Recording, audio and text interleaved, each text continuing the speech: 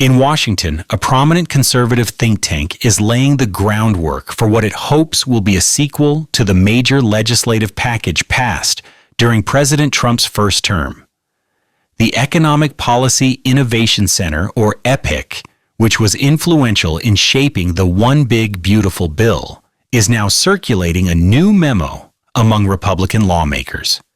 This memo outlines a roadmap for a second budget reconciliation bill, a powerful legislative tool that allows the majority party to pass major fiscal policy with a simple 51-vote majority in the Senate, bypassing a potential filibuster. The new proposals target several key areas of federal spending.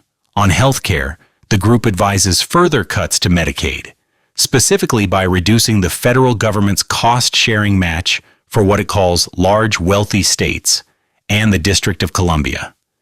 This follows reforms in the first bill that already curtailed some Medicaid expansions. Instead of federally funded programs, the memo advocates for enhancing personal and employer-based healthcare options, such as health savings accounts. The plan also takes aim at federal student loan programs, calling for the elimination of public sector student loan forgiveness. Furthermore, it suggests reforms to federal employee compensation and retirement benefits.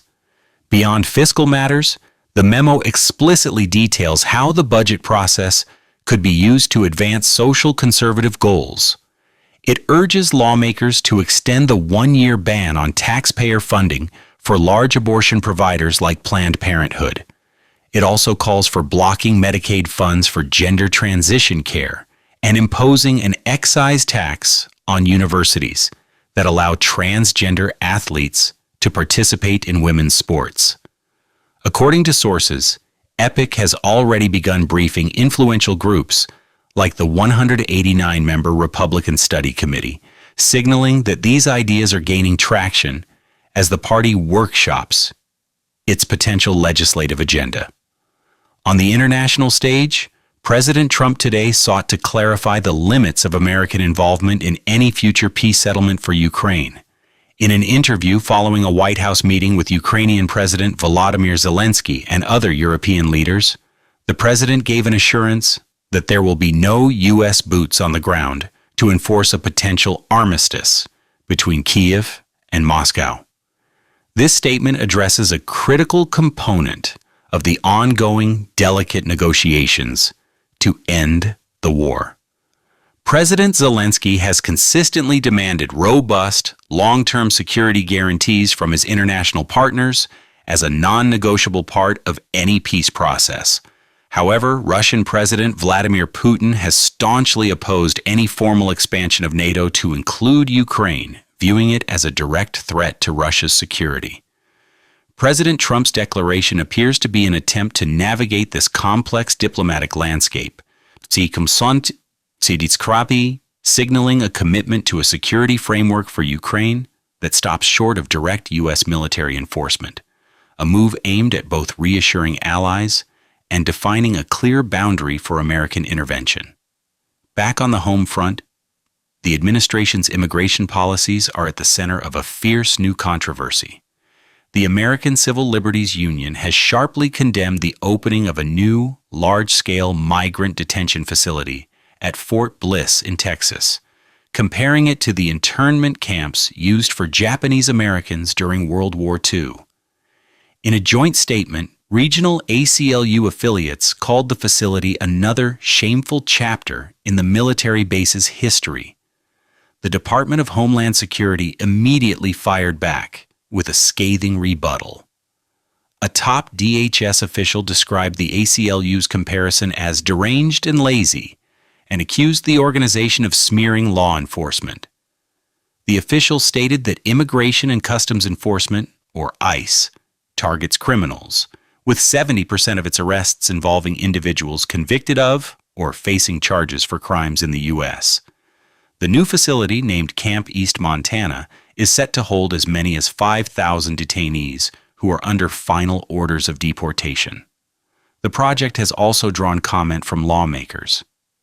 Texas Republican Senator John Cornyn, after touring the site, noted that the people held there have no legal right to remain in the country.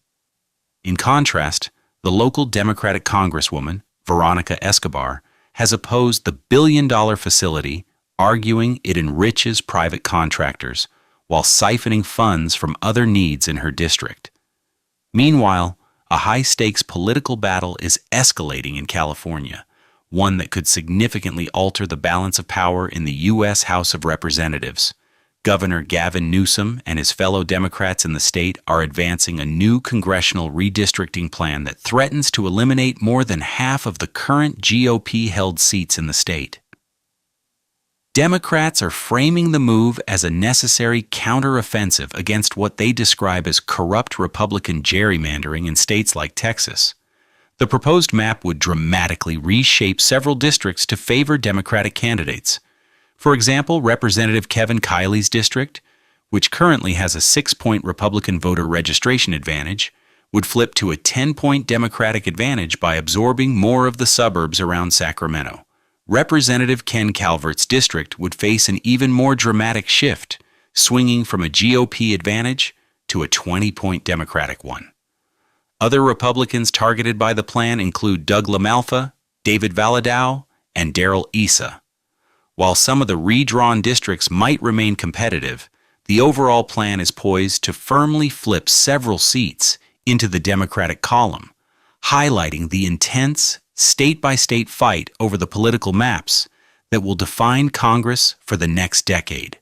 Many of these contentious issues, from the budget and immigration to the administration's foreign policy objectives, are expected to be addressed later this afternoon in Washington. White House Press Secretary Caroline Leavitt is scheduled to hold her daily press briefing at 1 p.m. Eastern Time. Observers will be watching closely to see how the White House responds to questions about the conservative push for new spending cuts, the president's assurances on Ukraine, the controversy over the Fort Bliss facility, and the escalating political fight over redistricting in key states like California.